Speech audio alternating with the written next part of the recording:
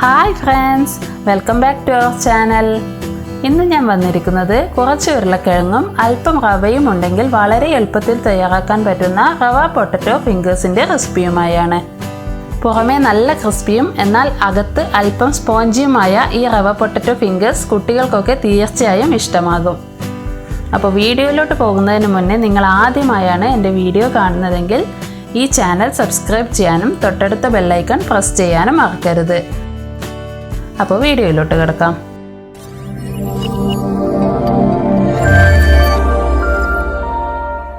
അതിനായി ആദ്യം തന്നെ അര കപ്പ് റവ ഒരു ബൗളിലോട്ട് ചേർത്ത് കൊടുക്കാം. വറുത്തതോ വറുക്കാത്തതോ ഏത് റവ വേണമെങ്കിലും നിങ്ങൾക്ക് എടുക്കാം. ഇതിലേക്ക് അര കപ്പ് നല്ല ചൂടുവെള്ളം കൂടെ ചേർത്ത് കൊടുക്കാം. ഇതിലേക്ക് 1 ടേബിൾ സ്പൂൺ എണ്ണ കൂടി ചേർക്കാം. എന്നിട്ട് നന്നായി ഇതേപോലെ ഒന്ന് യോജിപ്പിച്ച് വെക്കാം. ഇത് നമുക്ക് കുറച്ച് സമയം ഒന്ന് റെസ്റ്റ് ചെയ്യാൻ വെക്കാം. അപ്പോഴേക്കും റവയൊക്കെ നന്നായി ഒന്ന് കുതിർന്നു വന്നോളൂ. ഈ സമയം കൊണ്ട് നമുക്ക് ഇതിലേക്ക് വേണ്ട മറ്റു കുറച്ച് ഇൻഗ്രീഡിയൻസ് തയ്യാറാക്കാം. അതിനായി 4 മീഡിയം സൈസ് ഉരുളക്കിഴങ്ങ് ഞാൻ നേരത്തെ തന്നെ പുഴുങ്ങിയെടുത്തിരുന്നു. കുറച്ച് വലിയ ഉരുളക്കിഴങ്ങൊക്കെ ആണെങ്കിൽ 3 എണ്ണം എടുത്താൽ മതിയാകും. ഈ വേവിച്ച ഉരുളക്കിഴങ്ങ് നമുക്ക് ഇതേപോലെ ഒന്ന് ഗ്രേറ്റ് ചെയ്തെടുക്കാം.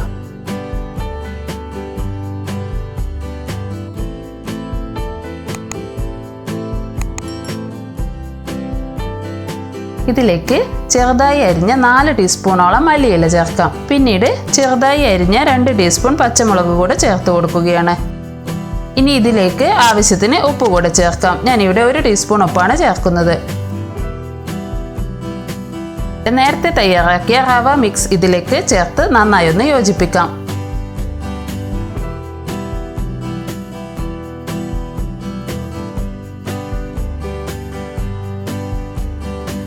എന്നിട്ട് കൈ വെച്ച് ഉരുളക്കിഴങ്ങും റവയും നന്നായി ഒന്ന് യോജിക്കുന്നത് വരെ നമുക്ക് കുഴച്ചെടുക്കാം.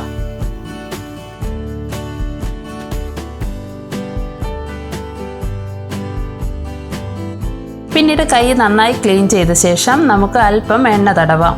ഇങ്ങനെ എണ്ണ തടവിയാൽ കയ്യിൽ മാവ് ഒട്ടിപ്പിടിക്കുന്നത് നമുക്ക് ഒഴിവാക്കാം. ഇനി ഈ മിക്സിൽ നിന്നും ഒരു ചെറിയ ഉരുള എടുത്ത് ഇതേപോലെ നീളത്തിൽ ഒരു ഫിംഗർ പോലെ ഷേപ്പ് ചെയ്തെടുക്കാം. എന്നിട്ട് ചൂടായ എണ്ണയിലിട്ട് ഡീപ്പ് ഫ്രൈ ചെയ്തെടുക്കണം. ഇതേപോലെ ബാക്കിയുള്ളത് മുഴുവനും നമുക്ക് ചെയ്തെടുക്കാം. ഇത് മീഡിയം ഫ്ലെയിമിൽ വെച്ച് ഇടയ്ക്കിടെ തിരിച്ചും മറിച്ചുമിട്ട് നമുക്ക് ഫ്രൈ ചെയ്യാം.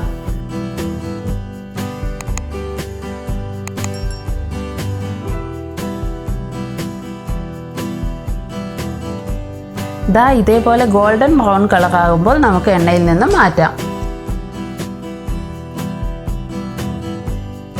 വളരെ കുറച്ച് ഇൻഗ്രീഡിയൻസ് കൊണ്ട് നമ്മൾ എത്ര എളുപ്പത്തിലാണ് ഒരു സ്നാക്ക് റെഡിയാക്കിയത് എന്ന് കണ്ടില്ലേ. പുറമേ നല്ല ക്രിസ്പിയും എന്നാൽ അകമേ അല്പം സ്പോഞ്ചിയുമായ ഈ 4 മണി പലഹാരം കുട്ടികൾക്കൊക്കെ തീർച്ചയായും ഉണ്ടാക്കി കൊടുക്കണം. അപ്പോൾ ഇന്നത്തെ വീഡിയോ എല്ലാവർക്കും ഇഷ്ടമായി എന്ന് കരുതുന്നു. ഇഷ്ടമായെങ്കിൽ ലൈക്ക് ബട്ടൺ പ്രസ് ചെയ്യാൻ മറക്കരുത്. മാത്രമല്ല നിങ്ങളുടെ ഫ്രണ്ട്സിനും ഫാമിലിക്കും ഷെയർ ചെയ്യാനും മറക്കരുത്. അപ്പോൾ മറ്റൊരു നല്ല വീഡിയോയിലൂടെ വീണ്ടും കാണുന്നത് വരെ എല്ലാവരും സേഫ് ആയിരിക്കുക. Thank you for watching. By.